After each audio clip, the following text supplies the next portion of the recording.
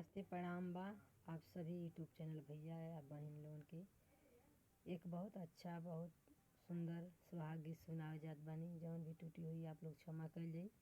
अगर ही हमार गीत पसंद आई तो आप लोग हमके सपोर्ट कर जाई और कमेंट में ज़रूर बतावल जाई कि हमार गीत आप लोगन के कैसन लगल।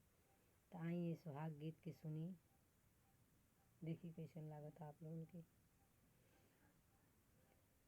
हम तुह से पूछिला माया ना दिया, अरे माया ना दिया। अरे कैसन हउए ससुरु तुहार हो ललनवा। अरे कैसन हउए ससुरु तुहार हो ललनवा। हमारा ससुर भौजी सूरुजे का ज्योतिया, अरे सूरुजे का ज्योतिया। अरे खाना उगेला खाना डूबे हो ललनवा। अरे खाना उगेला खाना डूबे हो ललनवा। हम तुह से पूछिला माया ना दिया, अरे माया ना दिया। अरे कैसन हउई सासु तुहार हो ललनवा। अरे कैसन हउई सासु तुहार हो ललनवा। हमारा त सासु भौजी गंगा हो जमुनवा, अरे गंगा हो जमुनवा। अरे खाना घटेली खाना बढ़े रे ललनवा। अरे खाना घटेली खाना बढ़े रे ललनवा। हम तुह से पूछिला माया ना दिया, अरे माया ना दिया। अरे कैसन हउए भसुरु तुहार हो ललनवा। अरे कैसन हउए भसुरु तुहार हो ललनवा।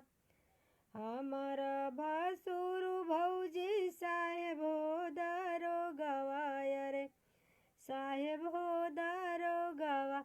अरे देखते कथर थर काँपो रे ललनवा।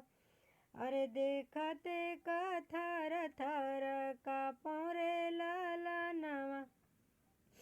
हम तुह से पूछिला माया ना दिया, अरे माया ना दिया। अरे कैसन हमी जेठानी तुहार हो ललनवा। अरे कैसन हमी जेठानी तुहार हो ललनवा। हमारा जेठानी जैसे लाल मिरचैया, अरे लाल मिरचैया। अरे बोलेली जब बोलिया जहर लागे रे ललनवा। अरे बोले जब बोलिया जहर लागे रे ललनवा। हम तुह से पूछिला माया ना दिया, अरे माया ना दिया। अरे कैसन हउए देवरु तुहार हो ललनवा। हमरा त देवरु भौजी साहेब हो सिपहिया, अरे साहेब हो सिपहिया। अरे देखते कथर थर काँपो रे ललनवा। अरे देखते कथर थर काँपो रे ललनवा। हम तुह से पूछिला माया ना दिया, अरे माया ना दिया। अरे कैसन हमी दे